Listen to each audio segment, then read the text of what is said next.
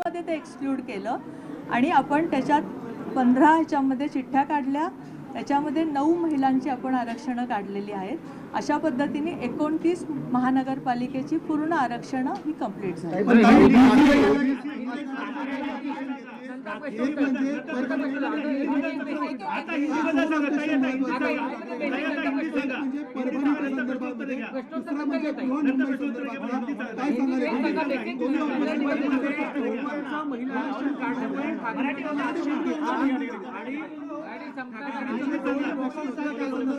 सर्वप्रथम तर मी हे सांगेल की ठाकरे गटाचे आक्षेप हे कुठल्याही नियमाला धरून नव्हते.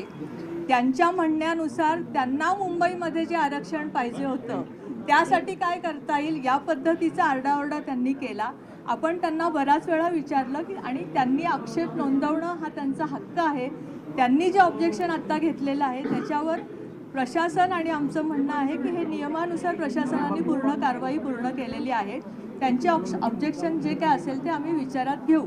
पण मला जेव्हा रुलिंग देताना अजूनही असं वाटले नाही, कारण त्यांचं ऑब्जेक्शन असंच होतं की इथे आम्हाला मुंबईत एससी का नाही दिलं, मुंबईत ओबीसी का नाही दिलं, मुंबईत हे का नाही दिलं. तर जशी प्रक्रिया पूर्ण झाली त्याच्यामध्ये कुठलाही वाव नव्हता. आपण या प्रक्रियेचं लाईव्ह चित्रण सगळ्यांना दाखवलेलं आहे आणि त्यामुळे तुम्हालाही कळेल की त्या ऑब्जेक्शनमध्ये काही तुम्ही मनमानी केली असं त्यांचं म्हणणं. तुम्हीच ठरवाल की आम्ही मनमानी केली आहे का नाही, कारण तुम्हाला पूर्ण लाईव्हचं चित्र.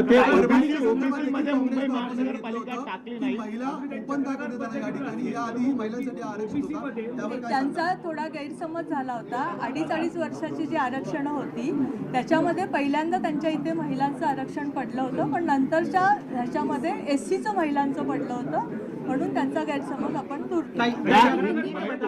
ओबीसी महिला तुम्ही टाकलं नाही, ओबीसी मध्ये टाकलं नव्हतं, हा प्रामुख्याने त्यांचं ऑब्जेक्शन होतं. कारण की ओबीसी झालं नाही, दोन्ही वेळेस झाले आहे, ते सर्वसाधारण झाले मुंबई, अशा पद्धतीचं त्यांचं ऑब्जेक्शन आहे. त्यामुळे कुठेतरी ओबीसी त्यांना प्रक्रियेमध्ये जायचं नव्हतं. त्यांचं म्हणणं होतं की हे झालं नाही, ते झालं नाही, आम्हाला मुंबईला हे आरक्षण पाहिजे होतं. तर तसं होत नाही. प्रक्रिया नियमानुसार जी होते त्याच्यामध्ये जी आरक्षणं पडतात ती आपल्याला प्रक्रियेमधनं ऍक्सेप्ट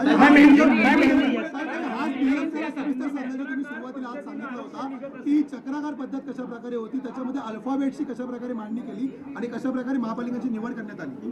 जी नामाप्रची आरक्षणं होती, जी आपल्याला 8 लोकसंख्येप्रमाणे आपल्याला 8 द्यायची होती, त्या 8मध्ये आपण कुठंही ह्याच्यामध्ये 29मध्ये ज्या ज्या महानगरपालिकेत मागच्या ह्याच्यामध्ये ओबीसीचे आरक्षण पडलेले होते त्या एक्सक्लूड करता आपल्याकडे 3 महानगरपालिका राहिल्या. 3 महानगरपालिकेतलं ऑलरेडी जालना त्याच्यामध्ये एक्सक्लूड झालं होतं, कारण जालनाची चिठ्ठी निघाली होती. त्यामुळे राहिल्या 2 आणि उरलेल्या 6 आपण अल्फाबेटप्रमाणे चक्राक्रमानुसार घेतल्या आणि त्याचे चिठ्ठ्या आपण 8 टाकल्या ओबीसी. मैम हिंदी में बता दीजिए प्रोसेस का विरोध बताएं. मैम हिंदी में बता दीजिए. ठाकरे गुट के ऑब्जेक्शन क्यों लिया? ठाकरे गुट का ऑब्जेक्शन क्यों लिया?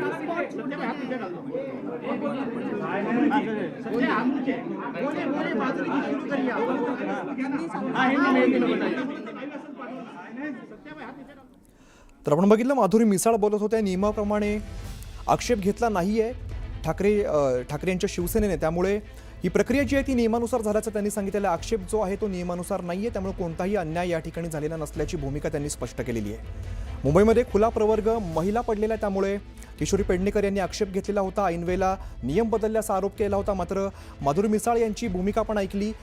नियमाप्रमाणे सगळी कार्यवाही पूर्ण झालेली आहे आणि त्याचं लाईव्ह टेलिकास्टसुद्धा सुरू होता. त्यामुळे प्रक्रिया जी आहे ती पूर्णपणे नियमानुसार झाल्याचं त्यांनी सांगितलेलं आहे. त्यामुळे किशोरी पेडणेकर यांचे आरोप योग्य नसल्याचं त्यांनी सांगितलेलं आहे.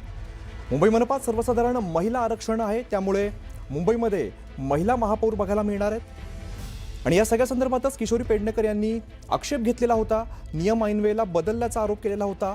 अन्यायकारक लॉटरी काढल्याचा आरोप त्यांनी केलेला होता. आपण बघितलं नुकतीच माधुरी मिसाळ यांनी सुद्धा त्यांची भूमिका स्पष्ट केलेली आहे.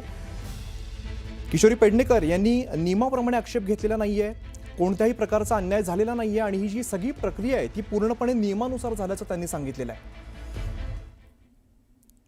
महत्त्वाचं आहे, याच महापौर बंगल्यावर कोण महापौर म्हणून विराजमान होणार, कोणाच्या ताब्यात